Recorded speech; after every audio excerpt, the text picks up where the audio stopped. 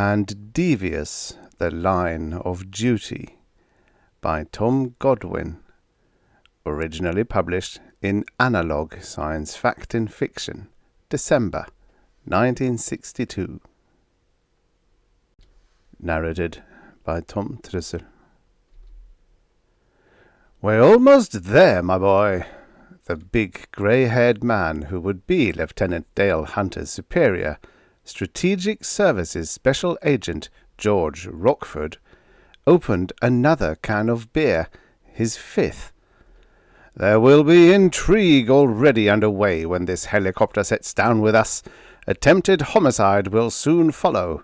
The former will be meat for me. You will be meat for the latter." Rockford was smiling as he spoke, the genial, engaging smile of a fond old father. But the eyes, surrounded by laughter crinkles, were as unreadable as two discs of grey slate. They were the eyes of a poker player, or master conman. "I don't understand, sir," Hunter said. "Of course not," Rockford agreed. "It's 100 light years back to Earth, here on Vesta, to make sure there is an Earth in the future. You're going to do things never dreamed of by your Terran Space Patrol instructors there. You'll be amazed, my boy." Hunter said nothing, but he felt a growing dislike for the condescending Rockford.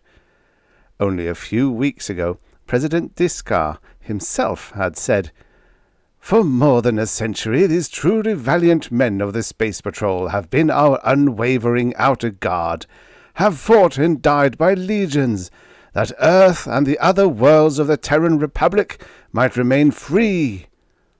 "I suppose you know," Rockford said, "that there will be no more than 4 days in which to stop the Verdam oligarchy from achieving its long-time ambition of becoming big enough to swallow the Terran Republic." "I know," Hunter answered. Jardeen, Vesta's companion world, was the key. Jardeen was large and powerful, with a space navy unsurpassed by that of any other single world. A large group of now-neutral worlds would follow Jardeen's lead, and Jardeen's alliance with the Verdam people's worlds would mean the quick end for the Terran Republic. But if Jardeen could be persuaded to ally with the Terran Republic, the spreading, grasping arms of the Verdam octopus would begin to wither away. Rockford spoke again. "Val Boran, Jardeen's Secretary of Foreign Relations, is the man who will really make Jardeen's decision. I know him slightly. Since my public role is that of acting ambassador, he agreed, reluctantly, to come to Vesta so that the talks could be on a neutral world. With him will be Verdam's special envoy, Sonig, a wily little man who has been working on Boran for several weeks. He seems to be succeeding quite well. Here's a message I received from Earth early this morning." Rockford handed him a sheet of the green hyperspace communications paper. The message was in code, with Rockford's scribbled translation beneath. "Intelligence reports Verdam forces already massed for attack in Sector A13, in full expectation of Jardeen's alliance. Anti-Terran propaganda, stressing the new Jardeen incident, being used in preparation for what will be their claim of defensive action to protect innocent worlds from Terran aggression. Terran forces will be outnumbered 5-1. The urgent necessity of immediate and conclusive countermeasures by you on Vesta is obvious."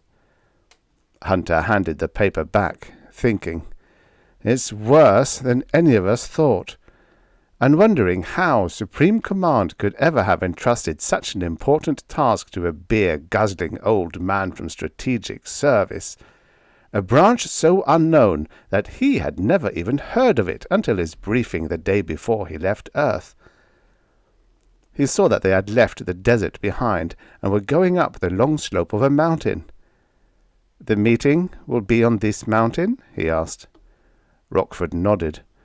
"The rustic royal retreat. Princess Lyla will be our hostess. Her mother and father were killed in an airplane accident a year ago, and she was the only child. You will also get to meet Lord Narf of the Sea Islands, her husband by proxy, who regards himself as a rare combination of irresistible woman-killer and rugged man among men." "Husband by proxy?" Hunter asked. "The king worshipped his daughter, and his dying request to her was that she promise to marry Lord Narf. Narf's father had been the king's closest friend, and the king was sure that his old friend's son would always love and care for Lyla. Lyla dutifully, at once, married Narf by proxy, which is like a legally binding formal engagement under Vestan law. 4 days from now the time limit is up, and they'll be formally married, unless she should do the unprecedented thing of renouncing the proxy marriage." Rockford drained the last of the beer from the can. "Those are the characters involved in our play. I have a plan. That's why I told Space Patrol to send me a brand new second lieutenant, young, strong, fairly handsome, and expendable. I hope you can be philosophical about the latter." "Sir," Hunter said, unable to keep a touch of stiffness out of his tone, "it is not exactly unknown in the Space Patrol for a man to die in the line of duty." "Ah, yes." Rockford was regarding him with disturbing amusement. "You are thinking, of course, of dying dramatically behind a pair of blazing blasters. But you will soon learn, my boy, that a soldier's duty is to protect the worlds he represents by whatever actions will produce the best results, no matter how unheroic those actions may be." "Attention, please." It was the voice of the pilot. "We are now going to land." Hunter preceded Rockford out of the helicopter and onto the green grass of a small valley, across which tall, red-trunked cloud trees were scattered. Pale grey ghost trees, with knobby, twisted limbs, grew thickly among the cloud trees. There was a group of rustic cabins, connected by gravel paths, and a much larger building which he assumed would be a meeting hall. "Hello." He turned and looked into the brown eyes of a girl. Her green skirt and orange blouse made a gay splash of colour. Her red-brown hair was wind-tumbled and care-free about her shoulders. In her hand was a bouquet of bright spring flowers. But there was no smile of spring in the dark eyes, and the snub-nosed little face was solemn and old beyond its years. "You're Lieutenant Hunter, aren't you?" she asked in the same low, quiet voice. "Princess Lyla!" There seemed to be genuine delight in Rockford's greeting as he hurried over. "You're looking more like a queen every day." Her face lighted with a smile, making it suddenly young and beautiful. "I'm so glad to see you again, George." "Ah, good afternoon." The voice was loud, unpleasantly gravelly. They turned, and Hunter saw a tall, angular man of perhaps 40, whose pseudo-genial smile was not compatible with his sour, square-jawed face and calculating little eyes. He spoke to Rockford. "You're Ambassador Rockford, here to represent the Terran Republic, I believe." He jerked his head toward Princess Lyla, who was no longer smiling. "My wife, Princess Lyla." "Oh, she and I have been friends since he was 10, Lord Narf." "And this young man," Narf glanced at Hunter, "is your aide, I presume? Lyla, did you think to send anyone after their luggage?" A servant was already carrying the luggage and cases of Rockford's beer out of the helicopter. Hunter followed the others toward the cabins. Narf, in the lead, was saying, "Ridiculously primitive here, now, but I'm having some decent furniture and well-trained servants sent up from my Sea Island estates." The cabin was large and very comfortable, as Rockford mentioned to Princess Lyla. "I'm glad you like it," she said. "Val Boran and Envoy Sonig are already here, and we'll meet for dinner in the central hall. I thought that if we all got acquainted in a friendly atmosphere like that, it might help a lot to—" "That reminds me," Narf glanced at his watch. "I promised this Boran he could have a discussion with me. Vesta Jardeen tariff policies. I suppose he's already waiting. Come on, Lyla. It will do you no harm to listen and learn a bit about interplanetary business." For a long moment she looked at Narf silently, her eyes thoughtful. Then she said to Rockford, "If you will excuse us, please, and be prepared for Alonso to come bounding in the minute he learns you're here." She walked beside Narf to the door and out it, the top of her dark hair coming just even with his shoulder. "And that," Rockford said as he settled down in the largest, softest chair, "was King-to-be Narf, whose business ability is such that all his inherited Sea Island estates are gone, but the one Lyla saved for him, and who owes a total of 10 million monetary units to everyone from call girls to yacht builders." "And she is going to marry him?" Hunter asked. "Marry that jackass and let him bankrupt her kingdom?" Rockford shrugged. "You may have noticed that she doesn't look the least bit happy about it, but she is a very conscientious young lady who regards it as her most solemn duty to keep the promise she made to her father. For her, there is no escape." "But your first duty will be to cultivate a friendship with her. I'm going to use her and you to get what I want." "Use us?" "Yes. One of the most rigid requirements of a strategic serviceman's character is that he be completely without one." Rockford was asleep in his chair an hour later, 3 empty beer cans beside him. Hunter watched him, his doubt of Rockford's competence growing into a conviction.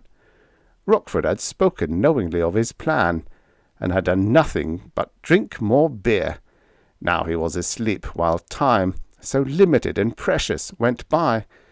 He hadn't even bothered to reply to Hunter's suggestion that perhaps he should call on Val Boren and counteract some of Envoy Sonic's anti-Terran propaganda.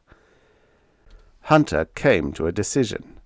If Rockford was still doing nothing when morning came, he would send an urgent message to Supreme Command. He went outside to find a servant and learn how mail was handled. "Look out!" Gravel flew as overgrown feet tried to stop, and something like a huge black dog lunged headlong around the corner and into his legs. He went to the ground head first over the animal, acutely aware as he went down of the fascinated interest on the face of the not-so-distant servant. "I'm sorry, Lieutenant." He got up to look down at the dog-like animal. There was a concerned expression in its brown eyes and an apologetic grin on its face. He recognized it as one of the natives of the grim starvation world of Altair 4. The Altarians had emigrated to all sections of the galaxy to earn a living in whatever humble capacity they could fill. Many were empathic. "I ran too fast to meet, Mr. Rockford, I guess. Are you hurt, Lieutenant?" He pulled a cloud tree needle out of his hand and looked grimly down into the furry face. "In the future, try to look where you're going." "Oh, I look all right. I just not see. My name is Alonso, Lieutenant, and I stay here all the time and guard everything for Princess Lyla. I pleased to meet you, and I will run errands for you, and do things like mail your letters for candy or cookies, which I are not supposed to eat much of, but Princess Lyla say not too many will hurt me." "Mail letters?" Hunter's animosity vanished.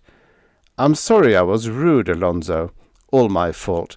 I may write a letter to my dear old mother tonight, and if you would mail it for me in the morning—" Rockford left ahead of Hunter, and it was a minute past the appointed time when Hunter reached the meeting hall. He heard Narf's loud voice inside.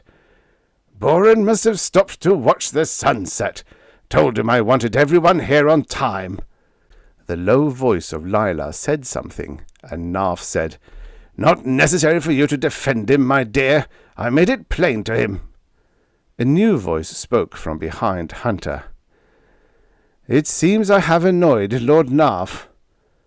He was a tall, black-eyed man, with the dark, saturnine face of an Indian. There was a strange, indefinable air of sadness about him which reminded Hunter of the sombre little Princess Lyla. "You're Val Boren, sir," he said. "I'm Lieutenant Hunter." Inside, Narv sat at the head of the table. On his left was Lyla, then Rockford. On his right was a spidery little man of about 50, his slick back hair so tight against his skull that it gave his head the appearance of a weasel's. His lips were paper-thin under a long nose, like those of a dry and selfish old maid, but the round little eyes darting behind thick glasses were cold and shrewd, and missed nothing. He would be Verdam's special envoy Sonig. Hunter appraised him as a man very dangerous in his own deceptive way. A servant showed them to their places at the table. Rockford and Val Boren exchanged greetings. The moment everyone was seated, Narv said, "Dinner tonight, Will?" "Excuse me," Lyla said, "but Mr. Sonig hasn't yet met." "Oh, the young fellow there," Narv gestured with his hand. "Rockford's aide. Now, ring the chime, Lyla. Those forest stag states are already getting cold. I killed the beast myself, gentlemen, just this morning. A long-range running shot that required a bit more than luck." The dinner was excellent, but no one seemed to notice. Narv was absorbed in the story of his swift rise to eminence in the Terran Space Guard. There were humorous incidents. "Can't understand why, but I seem to attract women like a magnet. I'm strictly the masculine type of male, and I approve of this, but it can be a blasted nuisance when you're an ensign going up fast and your commander finds one of your blondes stowed away in your compartment." And there were scenes of tense drama. "Made a boyhood vow that I'd never settle for anything less than to always be a man among men. Seemed to have succeeded rather well. When I saw the crew was almost to the snapping point from battle tension, I knew that as commander I'd have to set the example that would inspire." Hunter recalled Rockford's words of a few hours before. "Narv got to be commander, finally, but only because he was the son of the king's best friend. His record is very mediocre." Princess Lyla tried 3 times to start a conversation of general interest and was drowned out by Narv each time. Sonig's pretense of being spellbound by Narv's stories was belied by the way his eyes kept darting from Rockford to Val Boren. Val's own attention kept shifting from Narv to the silent Lyla, whose downcast eyes betrayed her discouragement. She watched Val from under her eyelashes, to look away whenever their eyes met, and Hunter wondered if she was ashamed because Narv had given Sonig the seat of honor that should have belonged to Val. Of course, Narv's own position at the head of the table was actually Lyla's. "So there was no substitute for competent, unwavering leadership," Narv was saying. "Received a citation for that one." Sonig nodded appreciatively. "Your military record well illustrates the fact that the tensions of danger and battle can bring forth in a competent leader the highest kind of courage. But it seems to me that these same circumstances, if the leader is frightened or incompetent, can easily produce hysterical actions with disastrous consequences. Is this true, your lordship?"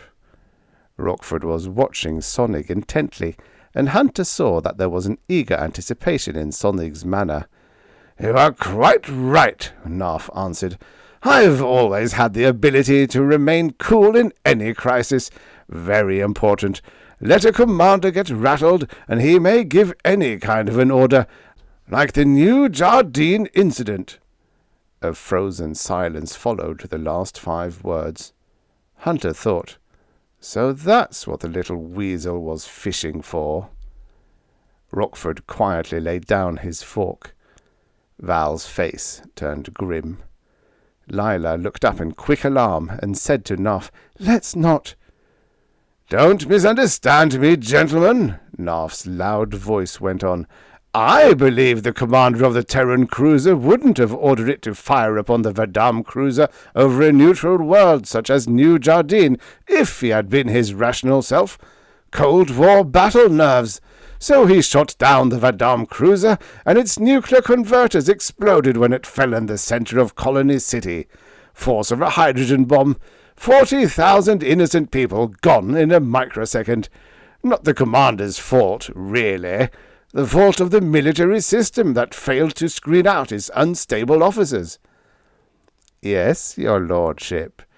But is it possible, Sonig spoke very thoughtfully, for a political power, which is of such a nature that it must have a huge military force to maintain its existence, to thoroughly screen all its officers? So many officers are required. Can there ever be any assurance that such tragedies won't occur again and again, until a majority of worlds combine in demanding an end to aggression and war? Rockford spoke to the grim Val. I know, sir, that your sister was among the lost in Colony City. I am sorry. For the benefit of Mr. Sonig and Lord Narf, I would like to mention that the Verdam cruiser fired upon the Terran cruiser over neutral New Jardeen in open violation of galactic rule. An atmospheric feedback of the Verdam cruiser's own space blasters tore out its side and caused it to fall. The Terran cruiser never fired. But, Mr. Rockford, Sonig spoke very courteously, isn't it true that certain safety devices prevent atmospheric feedback? They do, unless accidentally or purposely disconnected. Sonig raised his eyebrows. You imply a created incident, sir? It doesn't matter, Valboran said. His tone was as grim as his face, and it was obvious he did not believe Rockford's explanation. Colony City is a field of fused glass now. Its people are gone, and no amount of debating can ever bring them back. The dismal dinner was finally over. Rockford stopped outside the door of their cabin to fill and light his pipe. It was a profitable evening, he said to Hunter. I can start planning in detail now, after a little beer, that is. He'll go to sleep after he drinks his beer, Hunter thought, and there will never be any plan unless I— Soft footsteps came up the path behind them. It was Princess Lyla. I want to apologize, she said. I just told Mr. Boran, the same thing. Her face was a pale oval in the starlight, her eyes dark shadows. I'm sorry my husband mentioned the New Jardeen incident. That's all right, Lyla, Rockford said. No harm was done. He's an ex-military man, and I guess it's his nature to be more forthright than tactful. You certainly can't condemn him for that, Rockford said. In fact, he's an extraordinary teller of entertaining stories. It was a most enjoyable evening. And in a way it was, Rockford said when she was gone, and they were in the cabin. He was seated in the softest chair, a can of beer in his hand, as usual. Hunter thought of the way she had looked in the starlight, and said, Why did she let that windbag sit at the head of the table and ruin the meeting that she had arranged? He'll soon be her husband. I suppose she feels she should be loyal to him. But what? Nothing. It's none of my business. Oh? Rockford smiled in a way Hunter did not like. You think so, eh? Hunter changed the subject. Are you going to start talking to Boran and undo the damage Narf and Sonig have done? It would be a waste of time, my boy. Val Boran's mind is already made up. Then what are you going to do? Drink 6 cans of beer and go to sleep. I thought you had a plan. I have a most excellent plan. What is it? You'd scream like a banshee if you knew. You'll learn, if you manage to live that long. Rockford was sound asleep an hour later, snoring gently.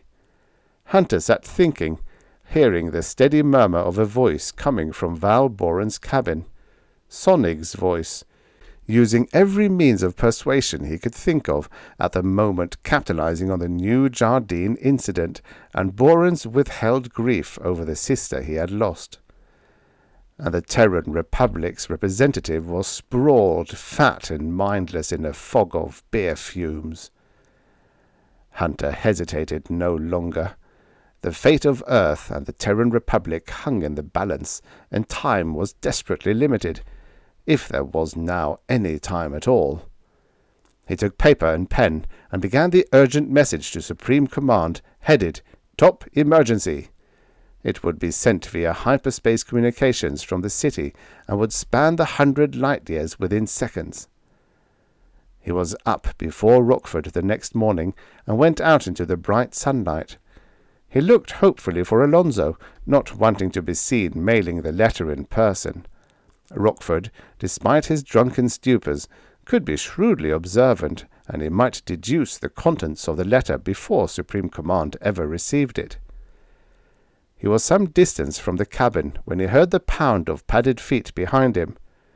"Lieutenant!" Alonso had the grin of a genial canine idiot. "Do you want me to mail your letter to your dear old mother?" "Yes, I have the letter right here." "Okay, I got to hurry because the mail helicopter leaves right away. I charge 6 fig cookies or 3 candy bars or—" "Here, take it and run, and try not to slobber all over it." They were served breakfast in the cabin. Afterward, Rockford went for a brief talk with Princess Lyla. He came back and settled down in the easy-chair, his pipe in his hand. "Your morning's duty won't be at all unpleasant," he said. "The obnoxious and repulsive things will begin to happen to you later, maybe this afternoon." "What do you mean?" "This morning you will go for a walk with Princess Lyla and discuss changing the Western Space Guard into a force along Terran Space Patrol lines. Narf is still in bed, by the way." Rockford added, "I'll give you a bit of sage advice, for your own good. Try not to fall in love with her." Hunter and Princess Lyla sat together on the high hill, their backs against the red trunk of a cloud tree. On the mountain slope to their right lay the dark and jungle-like taiga forest. He wondered if it was true that the savage tree tigers never left its borders, while the toy-like cabins of the camp were below them. The mountain slope dropped on down to the desert, beyond which were other mountains, far away and translucent azure. "It was George who suggested we come up here," she said. "He knows I do that often, when the responsibilities of being queen of a world, I'm such an ordinary and untalented person, become too much for me. I always feel better when I sit up here and look down on the mountains and deserts." "Yes," he said politely. "A ruling princess can be so alone," she said. "That's why I appreciate George's friendship so much. It's never because of any ulterior motive, but because he likes me." "I'm going to use her and you to get what I want." He looked at her, at the lines of sadness on the face that was too old for its years, felt the way she was so grateful to Rockford for what was only a cold-blooded pretense of friendship, and the dislike for Rockford increased. He could not force himself to speak civilly of Rockford, so he changed the subject.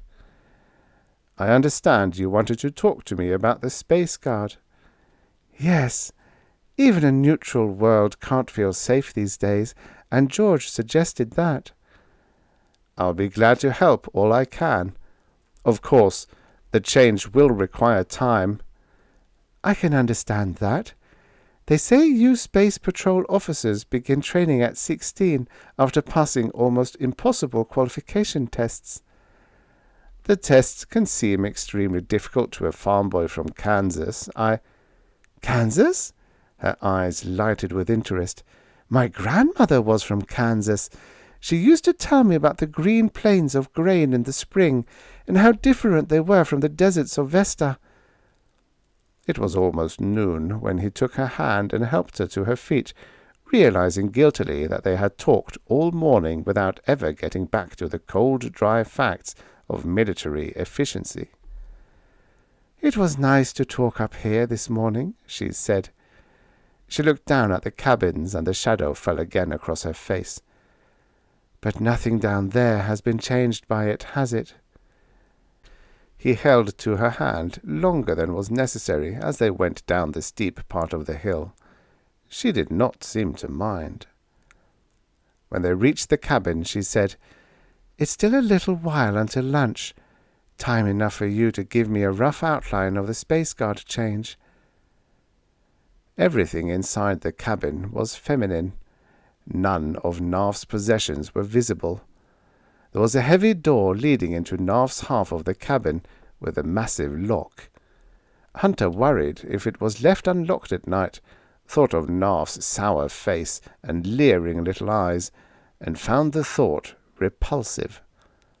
The answer to his conjecture came with the entrance of a servant as they seated themselves.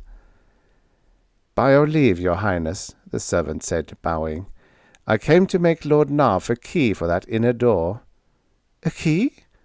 There was alarm in her tone. "But we're not married. Not yet." A puzzled expression came to the man's face. "Lord Narf told me, your highness, that you had ordered the duplicate key made and given to him before evening. I found I could not do this without first borrowing your key for a pattern." There was a frightened look in her eyes as they went to the door and back to the servant. "No, don't try to make a key." "Yes, your highness." The servant bowed and turned away. A familiar, gravelly voice spoke from behind them. "Ah, an unscheduled little meeting, I see." It was Narf, anger on his face, already within the doorway as the servant went at it. "We were going to talk about the Space Guard," Lyla said in an emotionless tone. "Lieutenant Hunter has promised to show how Space Patrol methods will improve it, and—" "By a coincidence, Sonig and I were discussing military matters only a few minutes ago," Narf said. He looked at Hunter. "I'm afraid that Sonig and I agree that the Terran Space Guard is quite out of date now. The fighting force of the galaxy is the Verdam's People's Guards." Narf spoke to Lyla. "You may go ahead and talk with this lieutenant if you wish to, but it is a waste of time. I'm arranging to have Sonig send People's Guards officers here to supervise the rebuilding of the Space Guard. And now," there was insinuation in Narf's tone as he spoke to Hunter, "I have to give Sonig a demonstration of my skill with weapons. He insists on it. He has heard of several of my modest feats." Narf left the door open behind him, so that by turning his head as he walked, he could see the two inside. "I suppose I might as well go," Hunter said. Lyla did not answer. She sat motionless, staring unseeingly before her, and he wondered if she was thinking of how very soon Narf would be king, and his authority as great as hers. She did not notice when he quietly left the room. Rockford was waiting in the cabin, still in the easy-chair. "Well," Rockford said, "what do you think of her?" Hunter tried to keep the personal dislike out of his coldly formal reply. "If you refer to your suggestion that I not make love to her, sir, I can assure you that such a suggestion was never necessary. I happen to have a code of ethics." "I didn't say make love. I said fall in love. That's quite ethical. Did you complete your discussion with her?" "Well, no." "You must do that this afternoon, then. Can't let anything as important as that be delayed." Hunter stared at him, trying to find one small grain of sanity in Rockford's actions. The Verdam Empire already had Jardeen within its grasp, and Vesta, and the end for Earth was inevitable. And Rockford slept and drank beer, and regarded it as very important that the Western Space Guard discussions, of a change that Narf would never permit, be continued without delay. He walked slowly into his own room. In the nightmare situation of frustration there was one single sane and stable conviction for his mind to cling to. Supreme Command would by now have received his message, and shot back the reply that would relieve Rockford of his command. Perhaps it wasn't yet too late. Then his mind reeled as a new conviction struck it. There was a sheet of paper on his bed. A message. His message. Situation extremely critical. Val Boren, already convinced by Sonig's propaganda, must report Rockford is utterly incompetent, his mind and will destroyed by alcohol. Repeat, Rockford is doing nothing, his mind destroyed by alcohol. The words screamed up at him, and he felt the sickness of one who sees the last faint hope shattered and gone. All was lost now. He went outside, feeling a savage desire for violence rising above the sickness. "Lieutenant!" Alonso came bounding to meet him, and slid to a halt with his saucer feet scattering gravel and the idiotic grin on his face. "I made your letter and you owe me 6 fig, cook." It occurred to Hunter that it was not Alonso that should be punished. He, Hunter, was the one who deserved execution for ever entrusting anything so important as a message to an imbecilic animal. He said with cold distinctness, "The letter is inside." "Oh?" Alonso blinked. "I sure made something all right, after Mr. Rockford correct it." "Correct it?" "Oh, sure. Mr. Rockford, he up wrong before you this morning to find me and say you are writing a letter last night, and I must bring it by him to make all your mistakes over again." So Rockford was watching all the time, pretending to be in a drunken sleep. "Lieutenant," Alonso shifted his big feet impatiently, "you still owe me 6 fig." Hunter swung around and strode away, afraid he might decide to choke the animal after all. A culture of 20 worlds was the same as already destroyed, and he was held in a maddening quagmire of helplessness by a crafty alcoholic and a dog with the mind of a small child. "Ah, my boy!" Rockford came out of the cabin, beaming as though nothing had ever happened. "Look to your left, among those ghost trees. Narf is demonstrating his quick draw skills to Sonig. Narf is supposed to be a very dangerous man, you know." Hunter looked, and saw Narf whipping up the blunt, ugly spread beam blaster, known to soldiers as the Coward's Special, because at short range it could not miss and would always cripple and blind a man for life, even though it would not always kill him. Sonig was standing by, nodding his weasel head and smiling in open admiration. "Of course," Rockford said, "Sonig isn't mentioning the needle gun all Verdam envoys carry up their sleeve. He's flattering Narf's ego for a reason. He intends to have Vesta as well as Jardeen sewed up for the Verdam Empire when he leaves here." "And so far as I can see," Hunter said coldly, "Sonig never is going to have anything vaguely resembling intelligent resistance to his plans." "Ah, yes. So far as you can see," Rockford agreed amiably. "But you obey my order to take Lyla for another walk, and everything will turn out all right. In fact, I'll speak to her about that right now." Hunter stared after Rockford as he walked away. There could be no possible shred of doubt. Rockford was insane. The breeze shifted, and the voice of Narf came. "Certainly no weapon for a timid man, this spread beam blaster. Have to meet the enemy man to man at close range." "In that respect, too," Sonig said, "you remind me of our great General Paluk. His skill in hand-to-hand combat was something that—" "Lieutenant!" Hunter quivered and steeled himself. "Lieutenant!" Alonso came to a flopping halt beside him. "I tell Princess Rhea, and she say I are bad to be mad at you, so I not mad even if you didn't give me my pay." "Thank you," Hunter said acidly. "I was deeply disturbed by your resentment." "Oh, I know, you don't like me, but I think you not as mean as you act. But Lord Narf, he is. I tell you, he already mad enough to kill you." What? Lord Narf wants to kill me? He know you hold Princess Lyla's hand almost all the way down the hill this morning. Mr. Sonic, he see you, and he run and tell Lord Narf, and Mr. Boran too. But I was only helping her down the hill. Lord Narf, he are going to say mean things about it to Princess Lyla too, I know.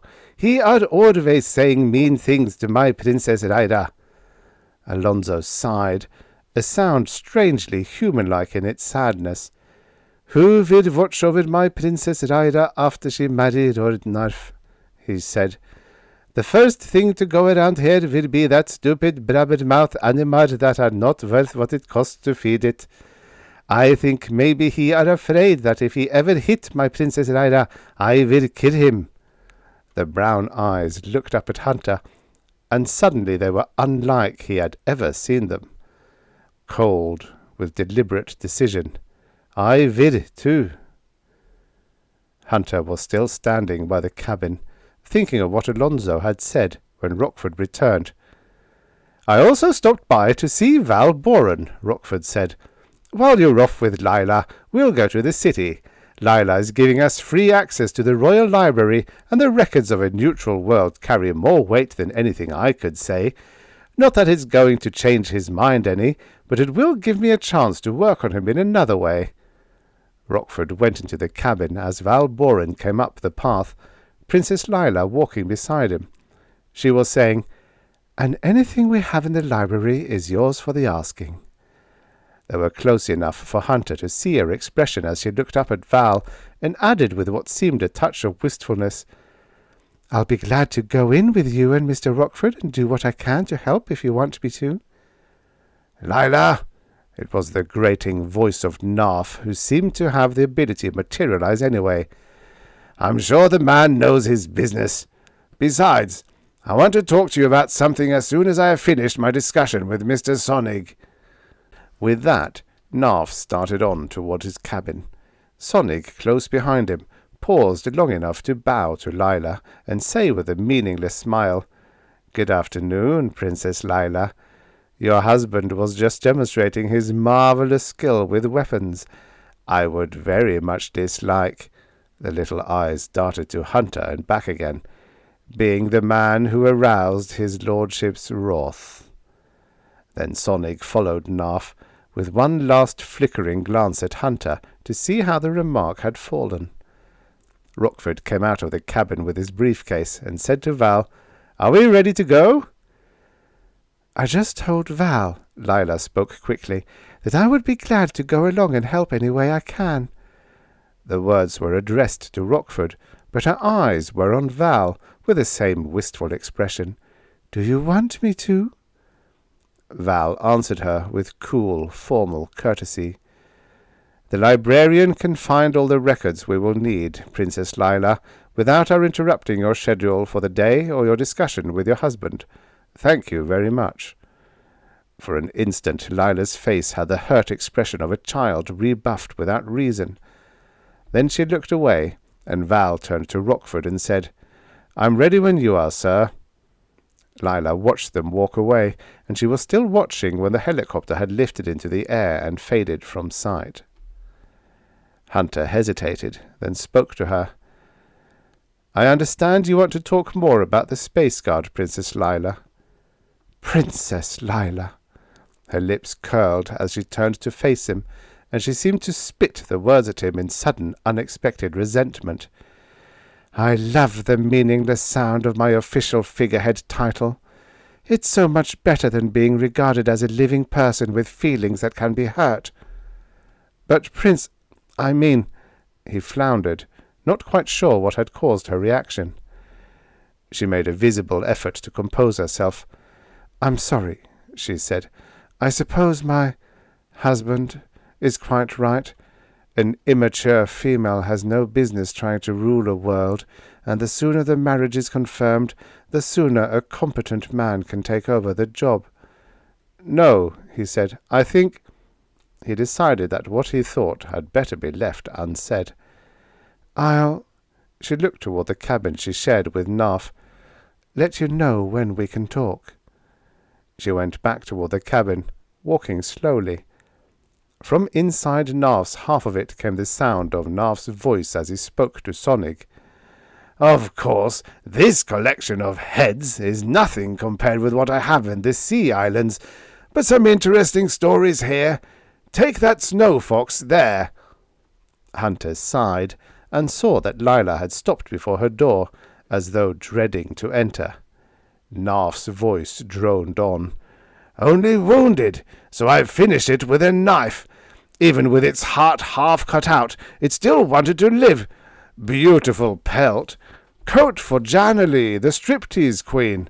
Always had her way with women. Lyla could tell you that. Had my pick of hundreds, but I'm letting her be my choice." He saw Lyla half lift her hand, as if in some mute gesture of protest. Then she turned and walked swiftly away, up the path that led into the ghost trees, and out of sight.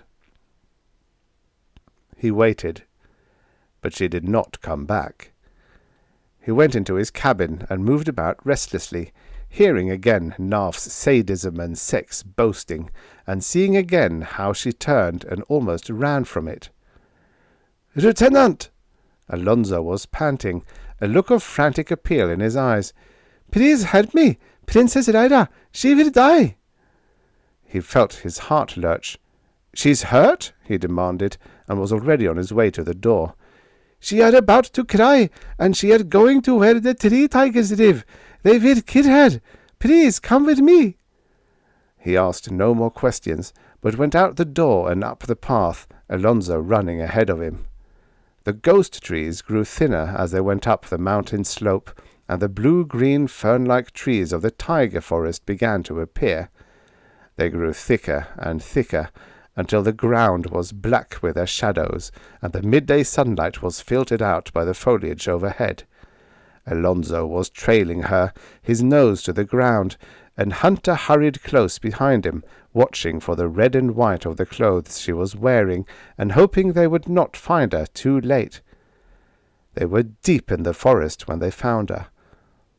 She was standing motionless in the center of a clearing, facing away from him, and looking as small and alone as a lost child. She seemed to be waiting. He realized for the first time how alone she really was, with only a dog-like alien, Alonso, to love her or care what might happen to her, and with a future she could not bear to face. But Rockford had been wrong when he had said, "For her there is no escape." There was escape for her. She had only to wait, as she was waiting now, and it would come in the wind-like whispers of a tiger's rush through the grass behind her. He hurried to her. She turned, and he saw the stains of tears now dry on her face, and in her eyes the darkness of utter defeat. "I was afraid you might get hurt, Lyla." Then, seemingly without volition on his part, he put his arms around her, and she was clinging to him and crying in muffled sobs, and trying to say something about, "I didn't think anybody cared." It was some time later, when her crying was finished, that he was reminded of the tigers by Alonso. "Lieutenant, all the time, some tigers are coming closer and closer. We'd better get her out of here, Lieutenant, before they find us." Lyla looked down at Alonso. "Thank you, Alonso, for watching over me and... Her voice caught, and she dropped to her knees and hugged the shaggy head tight against her. Hunter watched ahead, Lyla beside him as they went through the dense trees. Alonso walked soft-footed behind them, watching the rear. When they came to the first ghost trees and the dwindling of the tiger trees, Hunter thought it safe to walk slower and talk to her. "I saw you go," he said. "I didn't know where until Alonso came running to tell me." "I heard him bragging about killing, and about his women. I was weak, wasn't I?" "Weak?" "I was afraid to face the future, just because it isn't to be exactly like I thought I wanted." "What was the kind you wanted, Lyla?" "Oh, I guess I wanted a husband who could see me only, and children, and evenings together in the flower garden and, well, all the silly, sentimental little things that mean so much to a woman. He thought. Even with its heart half cut out, it still wanted to live. Coat for Janilee, the striptease queen. They passed through the last of the tiger trees, and she said, "We're safe now. The tigers never attack anyone outside their forest." She was walking slowly, and he said, "We should get on back before you missed, shouldn't we?" "Who would miss me?" she asked. "So long as I remain physically intact for the marriage night, who cares where or why I went away?" There was the cold bleakness of winter in her eyes as she spoke, and in her voice the first undertone of brass. He saw that this was already the beginning of the change that Narf would make in her, the transformation of a girl young and wanting to love and be loved into a hard and cynical woman. He put his arm around her shoulder, thinking that he should tell her that he cared and that she must never let Narf change her. "Lyla, He realized how futile and foolish the words would sound. She would marry Narf. He would return to Earth, and they would never meet again. There were no words for him to speak on this last walk together, no way to tell her that he wanted to help her, to protect and care for her, no way to express the feeling inside him. He did what seemed as natural under the circumstances as it had been for him to put his arm around her in the clearing. He tilted up her face and bent his head to kiss her, and walked with jarring impact into the knobby elbow of a ghost tree limb. The sun was down, and dusk was darkening the camp when they arrived back at her cabin. "Thank you, Dale," she said. Her hand squeezed his arm. "I didn't know I had a friend, but now we'll have to be strangers because—" Gravel crunched loudly on one of the paths in the ghost trees, and they looked back to see Narf and Sonnig coming, walking swiftly. Even at the distance there was anger like a red aura about Narf. "Well," Lyla said softly, "here comes my medicine." Sonnig stopped at his own cabin, to stand just within the doorway, watching.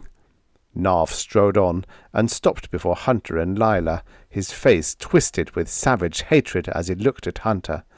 He spoke to Lyla with grating vehemence.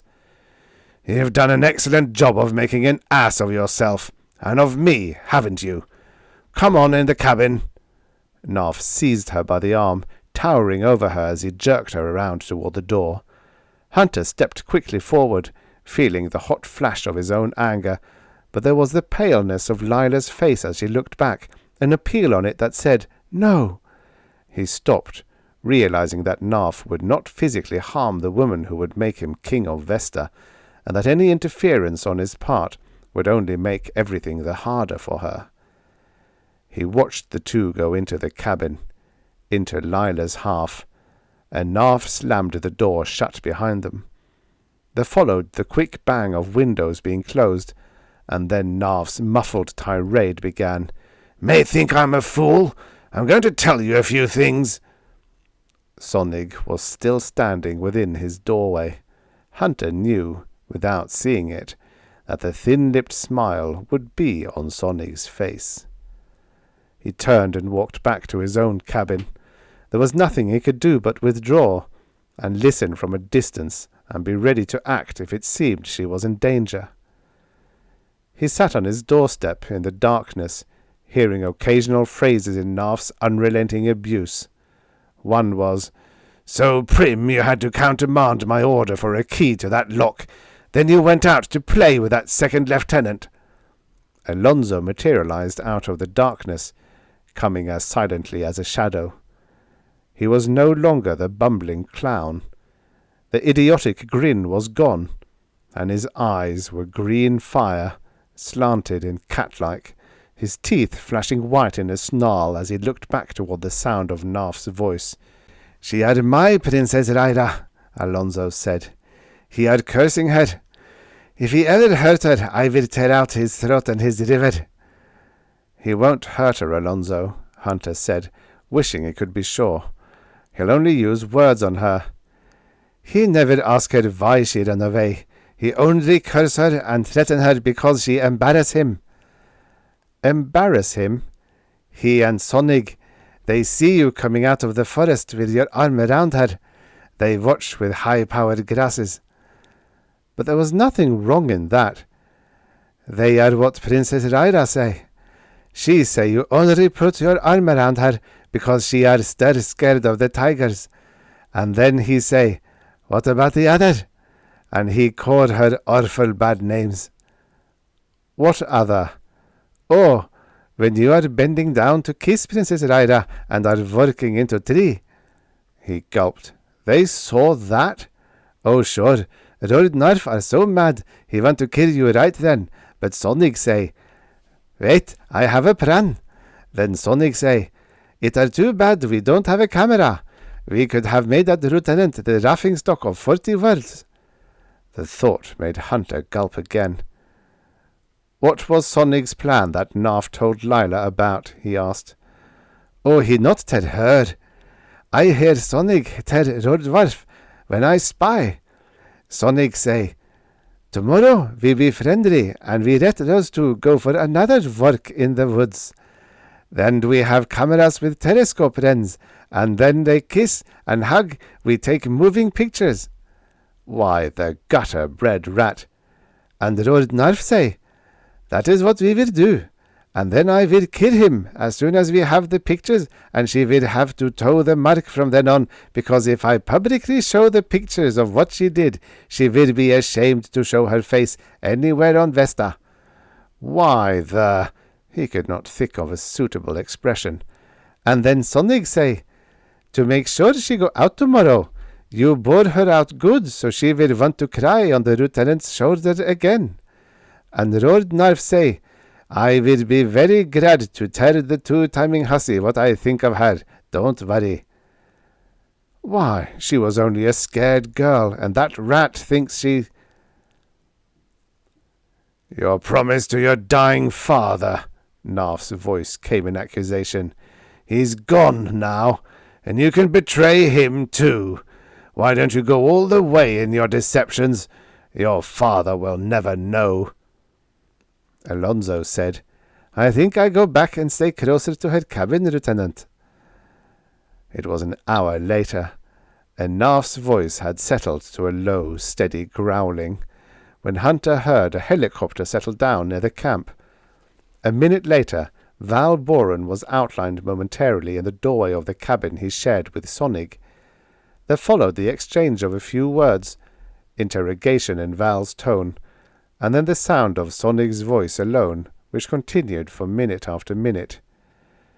Sonig is telling him all about it, Hunter thought, including my walking into that tree. But there won't be one word in sympathy with Lyla. Sonig's story ended, and Hunter saw Val leave the cabin.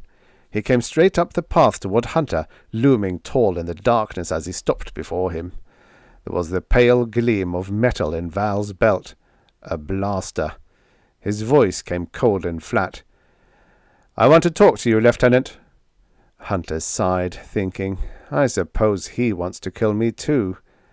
He got up and said, We'll go inside. Shut the door behind you. I don't want your friend straining his ears to hear us.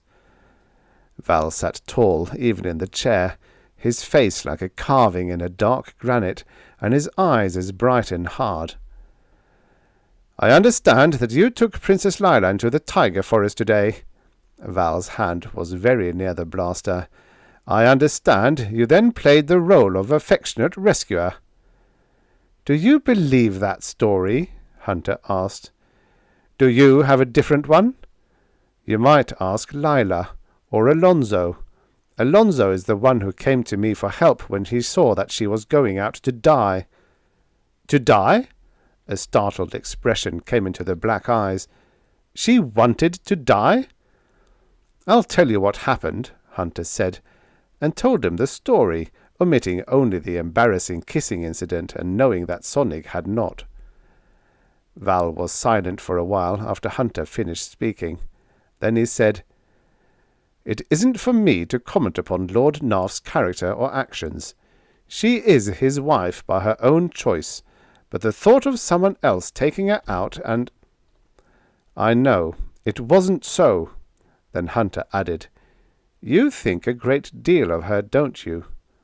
Val's face hardened, and Hunter thought he would not answer. Then he smiled a little, even though without humour, and said, "Since I came here to kill you, if I thought you deserved it, I suppose I am obligated to answer your question. My regard for Princess Lyla is a respectful one that any civilized man would have for another man's wife."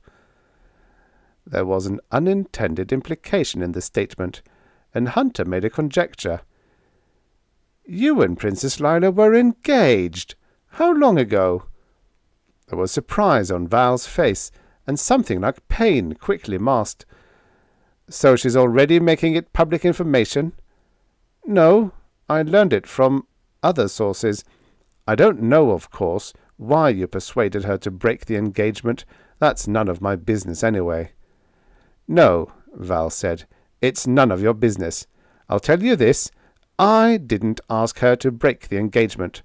But so long as that was what she wanted, I certainly wasn't going to beg her to change her mind." Val stood up to go. "If you don't mind, I would rather you said nothing to Princess Lyla about this visit tonight. I'm afraid my misplaced surge of chivalry would make me look like a fool to her." Then, as an afterthought, Val added, "Mr. Rockford had further business in the city."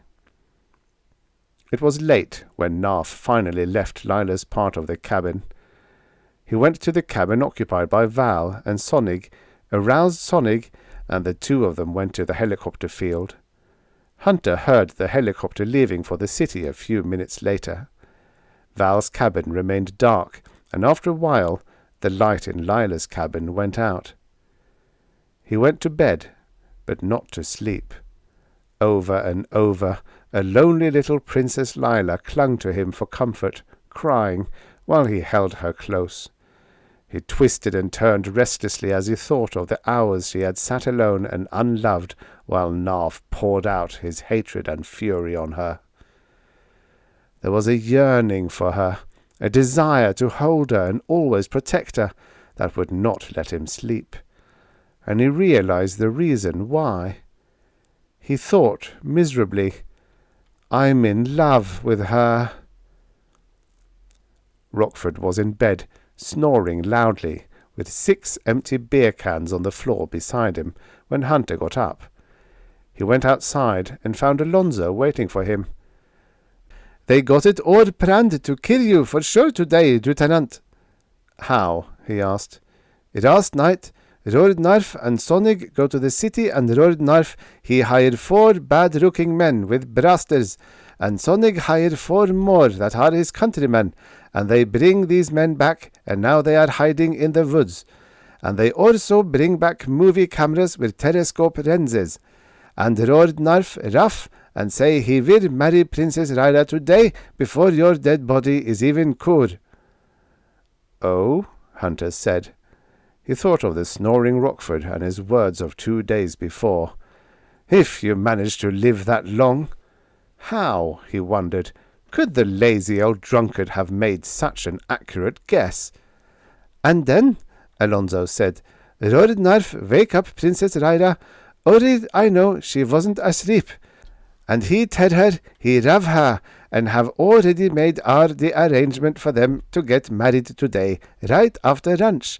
And he tell her she is right about the Space Guard, and she will have until lunch to talk to you about it." There was the sound of Narf's door opening and closing, and Alonso said, "I go now. Lord Narf might guess that I are telling you things." A few minutes later, Narf and Sonig came down the path toward Hunter. Both carried pack-sacks, the cameras, of course, and both carried long-range rifle blasters. "Good morning, Lieutenant." Narf was smiling and pseudo-genial again. "About last night? Sometimes a man has to be stern with his wife to impress her. Very foolish thing she did. Might have been killed. I'm afraid I was so badly shaken with worry over her that I didn't even thank you for bringing her back." "A beautiful morning, Lieutenant." Sonic was smiling, coming as close to beaming as the nature of his face would permit. "Lord Narf is going to take me stag hunting this morning. I'll get some lessons from a master. Did you ever see his lordship's collection of heads? Amazing." "But it seems a sportsman's collection is never quite complete," Narf said. He was still smiling, but the hatred was burning like a fire in his eyes as he looked at Hunter. "There's one more head I must have. I intend to get it this morning." Narf and Sonic were gone when Lyla came out of her cabin, her face pale and drawn. Val came out of his cabin, and the two spoke to each other in greeting. There was a silence in which neither seemed to know what to say. Finally, awkwardly, Val said, "I heard about yesterday, Lyla. Why did you go into the tiger forest?" "Oh, I was just walking, I guess, and didn't notice where." "You went there to die, didn't you?" When you have nothing left." Then she lifted her head in a proud gesture and said, "Should it matter to you?" For a moment Val had the look of a man struck. Then it was gone, and he said in an emotionless voice, "No, I was asking about something that is only your husband's business. I won't do it again." He turned away, back to his cabin. She took a quick step after him, the proud air gone, and her arms outstretched. "I didn't mean—" He turned back, his tone politely questioning. "Yes?"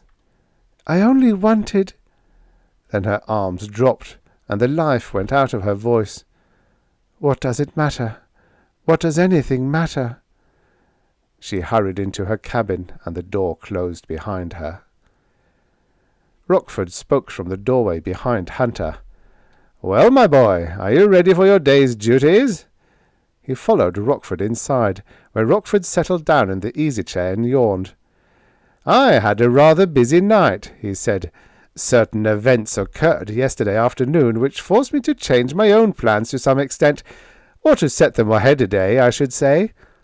He made an effort to put the vision of Lyla from his mind, and asked, "Did you make any progress with Val Boren?" "No, I'm afraid not. Of course, I didn't expect to." Rockford yawned again. "There was another message from Supreme Command. The situation is getting worse, which reminds me of your duty for the day, and the fact that if you can live through it, you will have it made." He's my superior, Hunter thought. He's supposed to outrank a Space Patrol general, and he's amused by the situation he's here to remedy. "Right now," Rockford said, "Lyla faces a grim future and feels like she doesn't have a friend in the world. She needs a shoulder to cry on. You will take her for a walk and supply that shoulder." Somehow, even though the order had nothing to do with the Terran Verdam crisis, he did not have the heart to object. She had been crying before she even reached her door. Later, after he had comforted her, he would demand that Rockford get down to determined effort on the Verdam problem. No more than an hour would be lost by that. "Yes, sir," he said. "But in the interests of Princess Lyla's safety, I had better talk to her in her cabin." Alonso saw Narf and Sonic bring back 8. "Professional killers to dispose of you," Rockford finished. "I know all about it, and I know that Narf took time last night to spend an hour with his favourite girlfriend and brag even to her that he was going to marry Lyla today before your dead body had time to get cool. But you just take Lyla for another walk, and you will cause the beginning of the end for the Verdam people's worlds. You will go down in history, my boy, as the man who saved the Terran Republic." Hunter went out the door, again feeling a feverish sense of unreality. He was to go forth and get blasted into Hamburger, and by some mysterious process known only to Rockford, the Verdam Empire would contritely start collapsing. He did not knock on her door. He did not think of it as a violation of her privacy. She would be feeling too alone and unwanted to care. She was not crying, as he had thought she would be. She was standing by the window, staring down at the grey, distant desert, her eyes as bleakly empty as it. "Hello, Lyla," he said. "Hello, Dale. I was just thinking. This is the day that I, as a woman, should always have dreamed about." She tried to smile, and failed, and the brass came into her voice. "My wedding day." Alonso told me about it. It seemed to him he should add something, such as to wish her happiness, but such words would be meaningless and farcical, and they would both know it. But there was no reason why he should endanger her by obeying Rockford's insane order. He would not do it. "Ah, good morning, Lyla." Rockford loomed in the doorway, jovial as a Santa Claus. "Did you know Dale wants to go for a walk in the woods with you this bright spring morning? And he's no doubt too bashful to tell you so. Do you good to get away from camp?" There was a suggestion of a pause. "While you're still free." He turned a beaming smile on Hunter. "Don't stand there like a dummy, boy. Take her by the arm and let her have a last walk with someone who cares what happens to her." There was one thing about Rockford not compatible with his air of fond fatherliness. His eyes were hard grey slate as they looked into Hunter's, and there was no mistaking their expression. Rockford had not made a fatherly suggestion for his own amusement. He had given an order that he intended to be obeyed. Hunter and Lyla walked on through the thickets of ghost trees and arrow brush, each with little to say. Hunter feeling more and more like a ridiculous fool. They had no destination, no purpose in their walk, other than to abide by Rockford's desire that a total of 10 assassins get a chance to slaughter a certain expendable second lieutenant. He did not put his arm around Lyla as they walked. If they killed him, it would have to be without their having the satisfaction of the pictures they wanted with which to blackmail her. They came to a tiny clearing, where a cloud tree log made an inviting seat in the shade, and Lyla said, "No matter how far we walk, I'll have to go back to face it. Let's stop here and rest a while." He saw that the clearing was fairly well screened, but certainly not completely so. It would have to do. He sat down on the log several feet away from her, not wanting to take the chance of her getting hit by accident. Not that I'm enthusiastic about getting hit by intent myself, he thought. What a way for a Space Guard officer to die. He wondered if Rockford would ever inform headquarters that Lieutenant Dale Hunter had died in the line of duty. By whatever twisted logic this insane episode could be called duty. And he wondered how the commemoration roll would read for him. Displaying courage above and beyond the call of duty, Lieutenant Hunter sat conspicuously on top of a hill and calmly waited for 10 assassins to slaughter him. "It's peaceful and quiet here, isn't it?" Lyla said. He had been trying to watch 4 different directions at once, and he realized that the constant swiveling of his neck was causing his stiff blouse collar to slowly cut his throat. And he saw that it was, for the moment anyway, peaceful and quiet where they sat. The sun was warm and golden before them, bright flowers sweetly scented the air, and giant rainbow moths were fluttering over them, their tiny voices like the piping of 1,000 fairy flutes. "I wish I had been born a country girl," Lyla said. "I'd like to have a life like this, and not what mine will be." He asked the question to which he had to have the answer. "Once you were going to marry Val and live on Jardeen, weren't you?" So my foolishness is no longer a secret?" "Foolishness?" he asked. We met 2 years ago when I was attending the Fine Arts University on Jardeen. I was younger and a lot more naive than I am now. I thought we were desperately in love and would get married as soon as I finished school and would live happily ever after and all that. And it didn't turn out that way. I had to make that promise to Daddy, and when I wrote to Val about it, he seemed to approve. He didn't suggest I renounce the proxy marriage when the time was up or anything. He just wrote that I knew what I wanted to do. He seemed relieved to be free to go ahead with his political career. "I see," he said, and then, "You don't feel bad about it, do you, Lyla?" "Feel bad? I wouldn't marry Val Boren if he was the last man on Vesta. Even Lord Narf isn't as self-centered as he is." "You don't have to marry Narf either," he said. "You know that." She looked down at the ground and said in a dead voice, "I made a promise." "Rockford told me that your father never really knew Narf, that on the few times they met, Narf put on the act of being a refined gentleman, very respectful toward the king's daughter." She did not answer, and he said, "Is that the way it was?" "Yes, that's the way it was. But how could I tell Daddy as he lay dying?" "You couldn't, Lyla. But if your father could be here today and know what you know about Narf, do you think he would want you to marry him?" "No, I guess not. But Lord Narf loves me in his own way, I think, and that's more than anyone else does." Then her tone changed, and she said, "I'm so glad that you're here today, Dale. I'm glad that there is someone who cares at least a little about what happens to me." On her face was a poignant longing for someone to love and comfort her. It seemed to him, now beyond any doubt, that there could never be anything for him in his career but loneliness. How different the warm love of Lyla would be from the cold austerity of the military and its endless succession of weapons and killing. He moved to sit beside her and put his arm around her shoulders. "Lyla," he said, "I want to tell you—" "Dale." The word was a despairing sob as her composure broke, and she held tightly to him, crying, her voice coming muffled as she pressed her face against his chest. "Help me, Dale.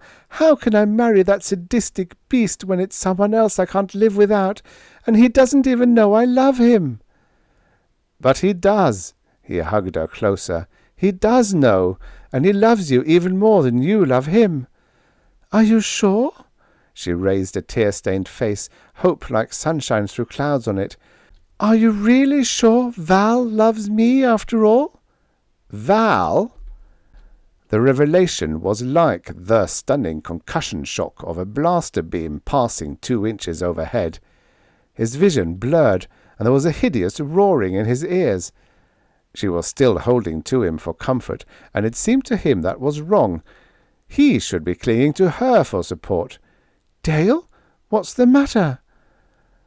"But I thought," he swallowed with difficulty, "I thought you meant that I was the—" Something struck the top of his head, this time for certain, the concussion shock of a blaster beam passing close above it. There was a vicious crack as the beam split the tree beyond, then a crash, an explosion of wood fragments as a second beam followed the first. He rolled from the log, taking Lyla with him. The arrow bushes shielded them briefly, long enough for them to reach the temporary safety of a small swale. "Dale!" Her dark eyes were wide with puzzled surprise, and one small foot was bare from the loss of a sandal. "Someone shot at us," he thought. So Narf got his pictures after all. "Lieutenant!" Alonso came running. "They are that way. Or spread out to be sure to kill you." Alonso motioned with his nose, a movement that seemed to cover all the high ground beyond them. At least, the enemy was not between them and camp, not yet. A distant shout came, an order from Narf to his men. "All of you, down that ridge! Get between Hunter and the camp!" "It's him!"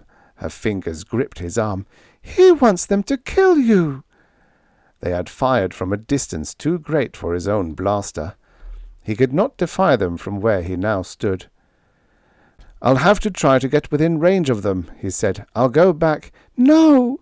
Her grip on his arm tightened. "Don't leave me, Dale. Don't let him find me here." He looked down the length of the swale. At its lower end the ghost tree forest began, dense and concealing, but all down the length of the swale the snare vines lay in thick, viciously barbed entanglements, overlying a bed of sharp rocks and boulders. She could never get to the safety of the ghost trees in time. Narf had his pictures now. What would he do to her in the insanity of his hatred and triumph when he reached her? "All right, Lyla," he said. "I'll see that you get to the trees." There was a crashing of explosions, and debris leaped skyward behind them and along both sides of the swale. The firing continued, scattered but very effectively consistent, and he said as he drew his blaster, "I guess they don't want us to go away." He set the regulator of the blaster at lowest intensity so that the beam would not clip dangerous flying fragments from the boulders. The green tough vines disintegrated reluctantly while the precious minutes sped by, while the unhindered assassins would be hurrying to the point where the entire swale would be visible to them and under their fire. Alonso was following along near the top of the swale's side, ignoring the danger as he watched the progress of the enemy and reported it to Hunter. "Now they are halfway, Lieutenant, hurrying faster." They reached the lower end of the swale. The last of the vines disintegrated, and the ghost tree forest lay before them. He touched her cheek in farewell. "Get on to camp, as fast as you can run." The firing abruptly ceased as he spoke. There was an ominous silence. Alonso came running, his tone almost a yelp in its urgency. "They are over us, where they can see us.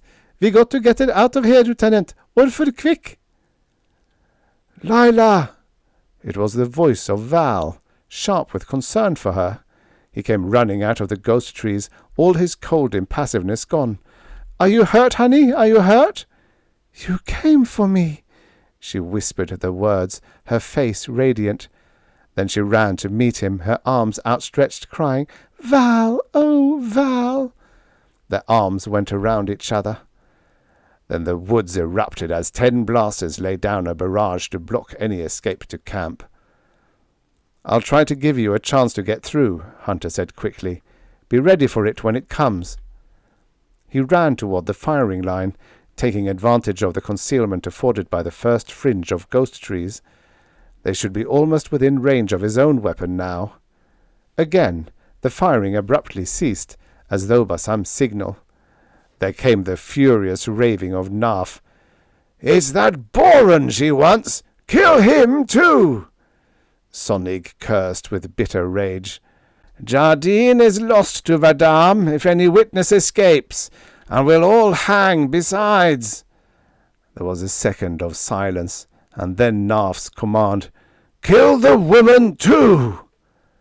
There was a roar like thunder as the firing began. The ground trembled, and debris filled the air with flying fragments. Hunter, still running toward the enemy under cover of the trees, saw Val trying to get Lyla to safety, and saw them both hurled to the ground as a tree exploded in front of them. They would never live to rise and run again. He saw Rockford's plan at last, and what his own duty would now have to be. He knew why Rockford had said of this day, "If you can live through it, you will have it made." And he had a cold feeling inside him that he was not going to have it made. He took a deep breath and ran toward the enemy, out of the concealment of the ghost trees and in the open where they could not fail to see him, his blaster firing a continuous beam that fell only a little short of the enemy, that showed them he would be close enough to kill them within seconds if he was not stopped. The fire concentrated upon him, giving Lyla and Val their chance for escape. He ran through an inferno of crashing explosions, twisting and dodging on ground that trembled and heaved under his feet, while razor-sharp rock shrapnel filled the air with shrill, deadly screaming sounds. Something ripped through his shoulder to spin him around and send him rolling. He scrambled up, firing as he did so, and ran drunkenly on. Something struck the side of his head, and he went down again. He tried to rise and fell back, a blackness sweeping over him that he could not hold away despite his efforts to do so. It seemed to him that the firing had suddenly stopped, that in its place was the hoarse buzz of a police stun beam.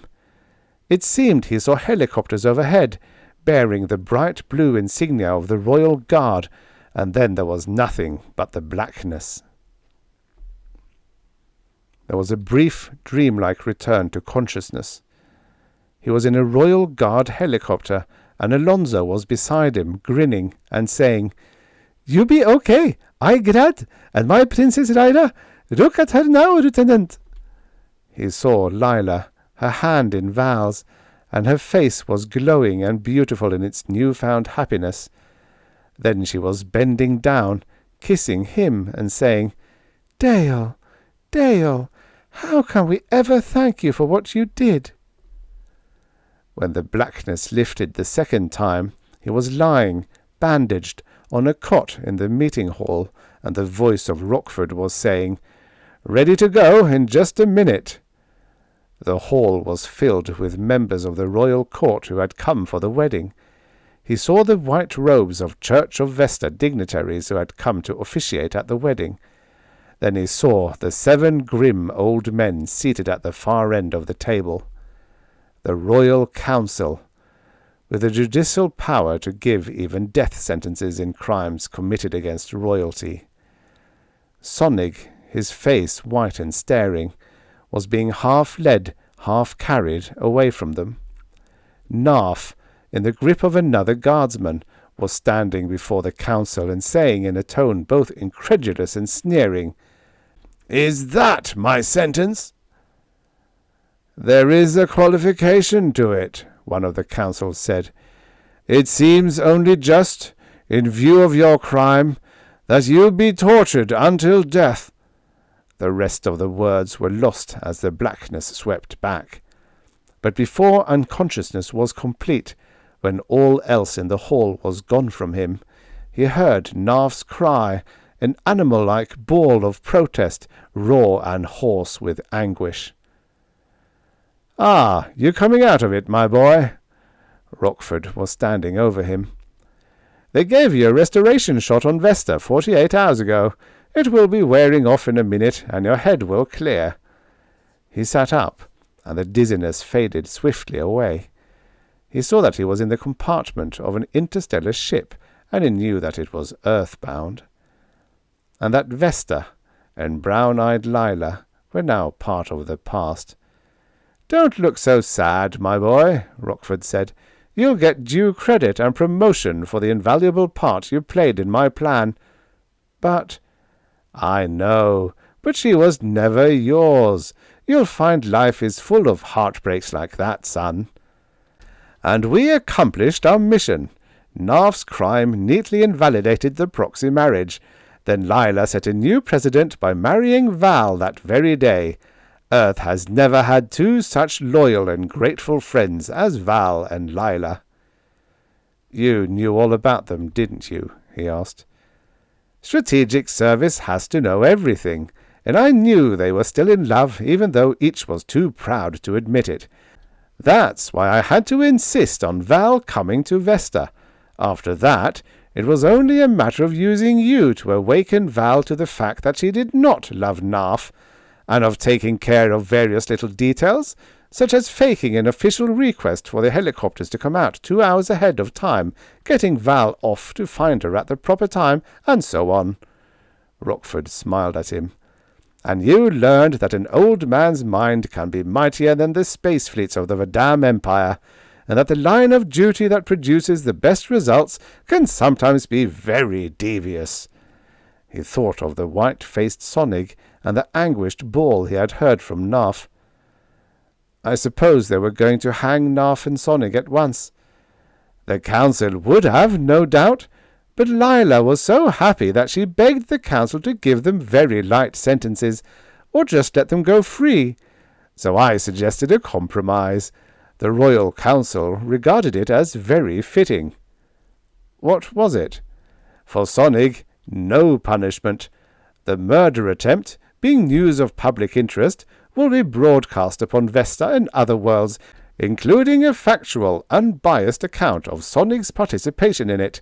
Shortly afterward, Sonic will be taken to Verdam and turned over to his own benevolent government.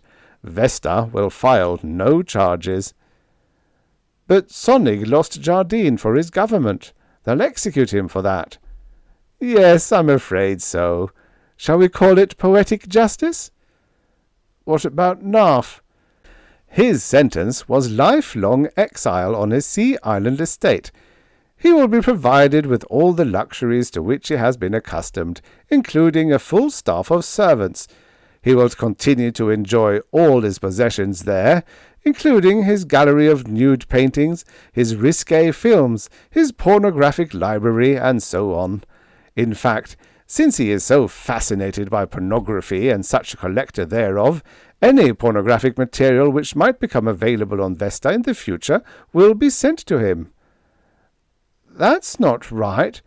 I mean, they were going to torture him to death. Not to death. It was until death. There's a difference. But that bawling noise he made. That was due to the one restrictive qualification to the benign terms of his exile. Every woman on his estate was to be removed before he reached there, leaving men servants only. Patrol boats will see to it that for so long as he lives, no woman shall ever set foot on the sea islands. Rockford smiled again. Lord Narf succeeded beyond his wildest dreams in keeping his boyhood vow of being always a man among men. The end. Subscribe for your daily stories of futures past. This is what the future looked like many, many years ago.